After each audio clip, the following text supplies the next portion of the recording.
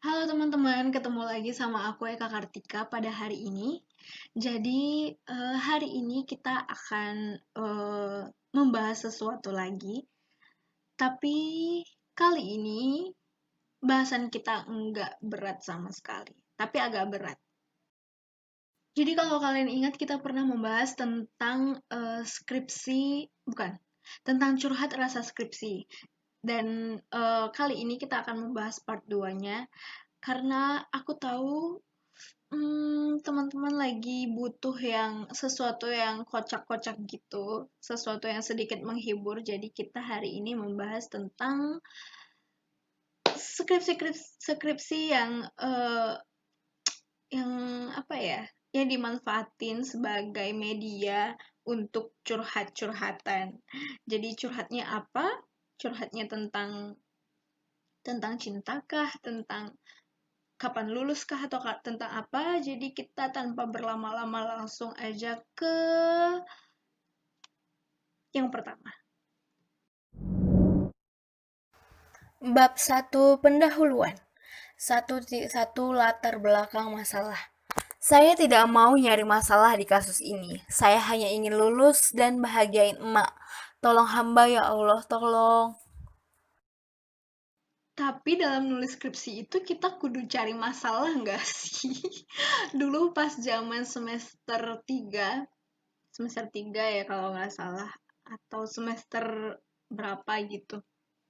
Jadi itu kita belajar eh, tentang penelitian-penelitian gitu, dan di situ dosennya bilang seorang peneliti itu harus pintar cari masalah. Cari masalah mudah aja sih, tapi cari masalah untuk diteliti itu yang susah, itu yang butuh think more kreatif gitulah ya.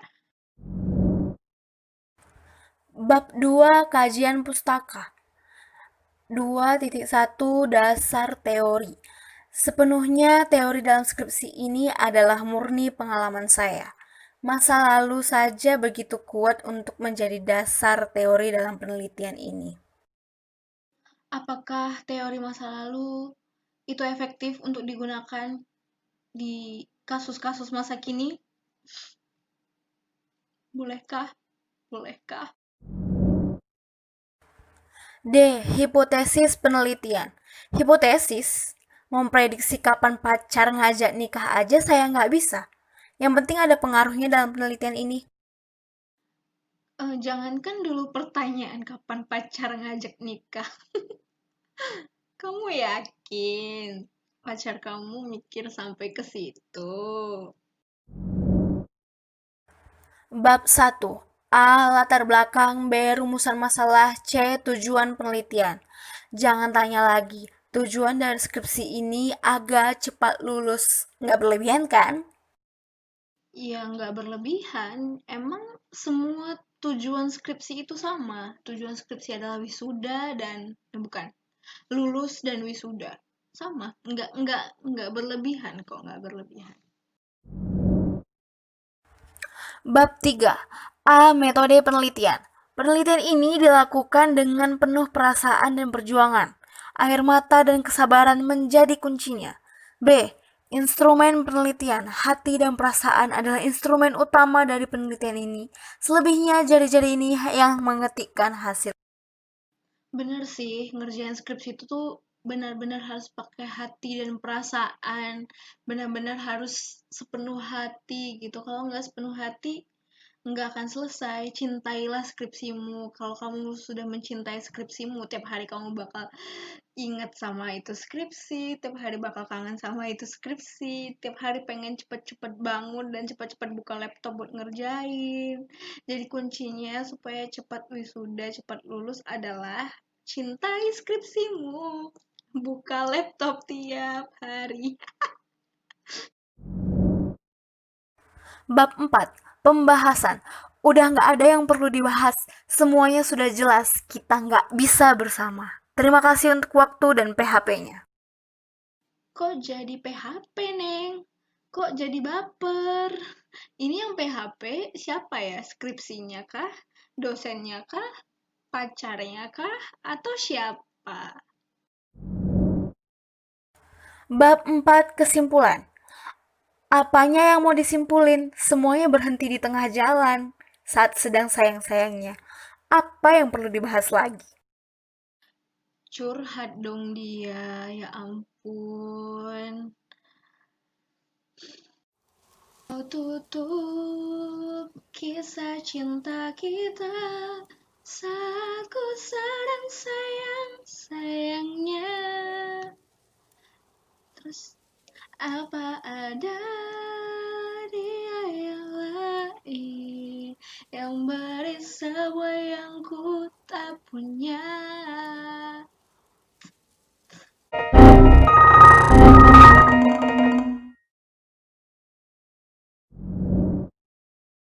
Bab 3. A. Metode penelitian. B. Instrumen penelitian. C. Pendekatan penelitian.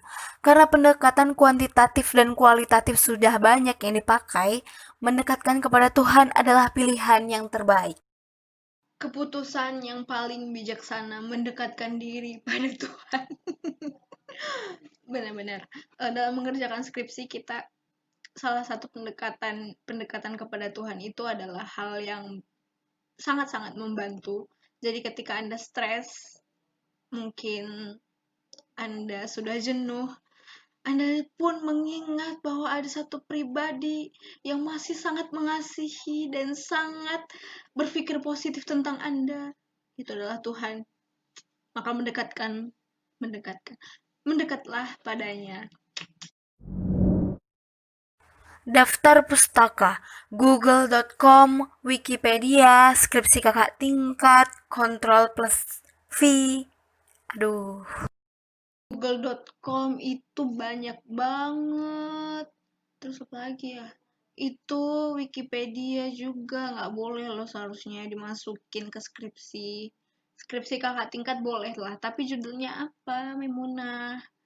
Terus kopas lagi kontrol V. Hmm, hmm. Untitled, skripsi oleh Otong Sukotong. Ada nimnya. Skripsi berjudul Untitled ini diajukan tanpa judul. Judul skripsi kamu apa? Tanpa judul. Bab 1 latar belakang. Emak nunggu aku di wisuda, namun permasalahannya skripsiku nggak selesai-selesai. Perlu adanya metode yang menganalisis kenapa aku sampai molor kuliah. Tujuan, aku wisuda, titik. Tugas mahasiswa akhir adalah menulis skripsi, dan tugas mahasiswa yang menulis skripsi adalah mencari masalah, dan mencari masalah untuk skripsi itu sangat sulit. Dan karena itulah mahasiswa yang lagi skripsian itu bermasalah, dan permasalahannya adalah bagaimana menulis skripsi. Kalian udah pusing belum? Bab 2. Tinjauan pustaka. Kuliah tepat waktu itu 4 tahun atau 8 semester. Lebih dari itu namanya molor. Dan batas waktu molor hanya sampai 7 tahun atau 14 tahun. Jika lebih dari itu, maka ia akan di DU dari kampus. Kampus, 2017. Nah, kalau kuliahmu molor, suksesmu molor, nikahmu juga molor, itu loh teman kamu aja sudah punya anak 5. Terus kapan emak gendong cucu? Emak 2017. Kok 14 tahun? Bukannya seharusnya 14 semester ya? Tipe deh kayaknya ini. Bab 3 metode. Metode yang digunakan dalam penelitian ini adalah anti molor. Dengan metode ini dapat membantu mempercepat lulus kuliah. Buat yang pengen cepet lulus, pakai metode anti molor. Sangat recommended. Bab 5. Kesimpulan. Kalau pengen cepat lulus, skripsinya digarap. Saran untuk mahasiswa yang sabar kalau lagi nungguin dosen ya untuk kampus, mohon dikasih fasilitas game Dota, kartu Uno, wifi kencang, tempat charger agar mahasiswa betah saat nunggu dosen. Setuju samanya. Sebenarnya wifi aja udah cukup sih. Jadi selama nunggu dosen itu nggak kayak orang bego gitu. Jadi kan selama nunggu itu bisa sambil sambil browsing-browsing kah, sambil ngerjain sesuatu hal yang lebih penting kah, atau gimana kah gitu. Jadi nggak gabut-gabut banget dan nggak kayak orang bego gitu. Bab 4. Hasil pembahasan. 1. Daripada sering nongki di kafe, mending nyekripsi di perpus. 2. Daripada ketemuan sama doi, mending ketemuan sama dosen, kali aja di ACC. 3. Daripada ngegame, mending revisi. Lebih baik memanfaatkan waktu sebaik-baik mungkin, meskipun waktu yang sesingkat apapun itu, gunakanlah untuk berquality time bersama dengan skripsi Anda. Wisuda. Cuma mindahin tali toga dari kiri ke kanan, tapi perjuangannya kayak mindahin truk dari kiri ke kanan pakai tali. Can relate sih. Jadi perjuangan untuk wisuda itu emang bener-bener parah. Itu udah kita mulai kayaknya dari zaman maba, udah jadi mahasiswa tua, skripsian, dan bahkan setelah pendadaran pun Anda harus berjuang untuk daftar wisuda. Padahal di wisudanya cuman mindahin tali doang dari kiri ke kanan. Udah nggak nyampe 1 menit itu mah, maju ke depan, diputer, dah selesai. Bab 1. Rumusan masalah. Kenapa aku tidak lulus-lulus? Apa yang harus aku lakukan agar lulus? Bagaimana langkah yang harus Semua jawaban dari banyak pertanyaan yang sudah Anda lontarkan hanya satu kata saja: skripsi. Dah. Manfaat penelitian. Oh ya, bab 1. Manfaat penelitian. Skripsi ini akan jadi modal untuk lulus dan melangkah ke jenjang berikutnya. Dengan penelitian ini,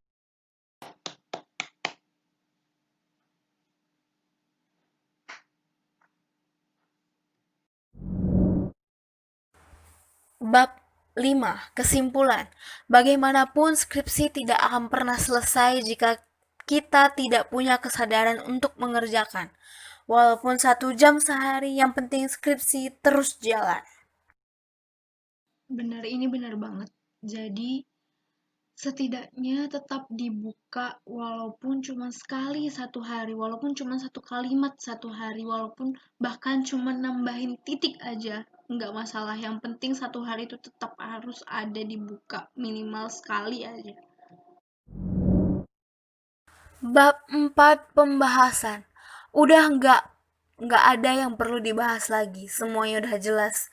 Kita nggak bisa sama-sama. Terima kasih untuk waktu dan perhatiannya selama ini. Terima kasih atas perhatiannya selama ini. Silahkan keluar lewat pintu sebelah sana dan jangan pernah kembali lagi.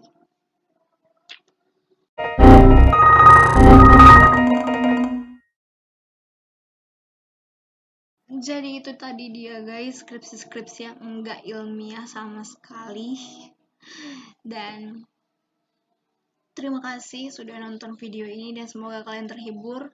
Dan untuk yang lagi skripsian, semangat, tetap kerjain skripsinya walau cuman satu paragraf, cuman satu kalimat, cuma nambahin titik, seenggaknya dibaca lagi, seenggaknya ada bahan-bahan yang ditambah atau ada bahan yang udah dibaca. Setidaknya baca satu judulnya aja, bahkan nggak masalah. Yang penting selalu ada progres untuk skripsi kalian. Yang percayalah, sidang itu sudah semakin dekat.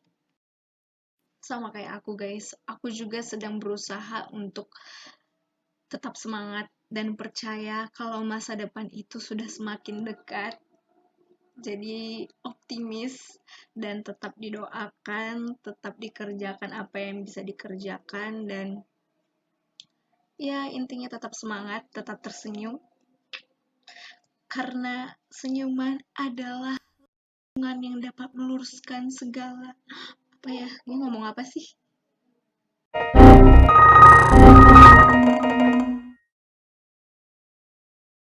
Intinya terima kasih udah nonton dan sampai di sini aja pertemuan kita hari ini. Maaf kalau misalnya aku ada salah kata. Bye bye.